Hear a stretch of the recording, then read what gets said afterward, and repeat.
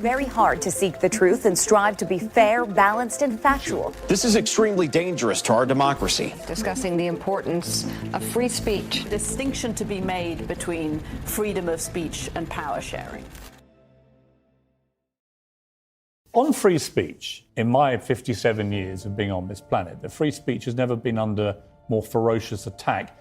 I never thought I'd come to a day in my lifetime where people were literally being fired or in some cases imprisoned for expressing honestly held opinions, even if I find those opinions grotesquely wrong or offensive. You know, it's worse than that. People underestimate the significance of this because we're not having a fight about who has the right to speak freely.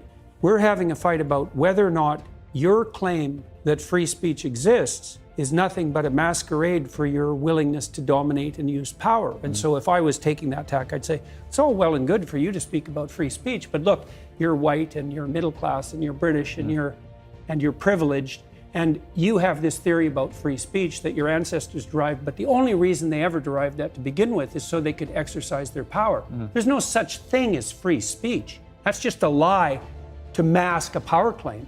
And that's a way worse cynical criticism of the notion of free speech than you can't speak because I don't agree with I mean, it's a form of fascism, isn't it? The fascists are more straightforward about it because they basically come out and say something like, shut up or we'll beat you. Right. Whereas the compassionate types, who are narcissistic compassionate types, they come out and say, well, we're really trying to save the world, you know, and we're acting in everyone's best interest, and we think it would be better if you should just, you know, regulate what you say.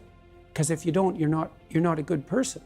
I'd take the fascist bully over the compassionate narcissist anytime. I don't think there's any difference between free speech and thought. And it has to be free because if it's not free, it's not thought. When you have a problem, you have to think. And if you have a problem, the thinking is going to be troublesome because you're going to think things that upset yourself and upset other people. It's part of what will necessarily happen if you're thinking. Mostly, you think in words. When you think, there's two components to it that are internal in a sense. When you think you have a problem, so you ask yourself a question, answers appear in the theater of your imagination, generally verbally. You know, the fact that you can pose yourself a question and then you can generate answers, it's like, well, why did you have the question if you can generate the answers? If the answers are just there, and where do the answers come from? Well, you can give a materialist account to some extraordinarily limited degree, but phenomenologically it's still the case that you pose a question to yourself in speech and you receive an answer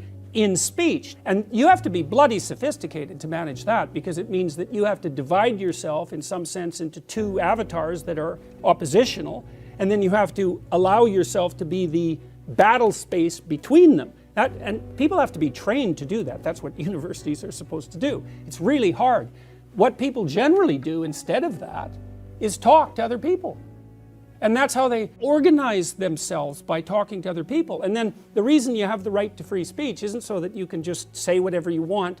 You have a right to free speech because entirety of society depends for its ability to adapt to the changing horizon of the future on the free thought of the individuals who compose it. So societies that are going to function over any reasonable amount of time have to leave their citizens alone to grapple stupidly with complexity, so that out of that stupid grappling, fraught grappling that's offensive and difficult and upsetting, we can grope towards the truth collectively before taking the steps to implement those truths before they've been tested.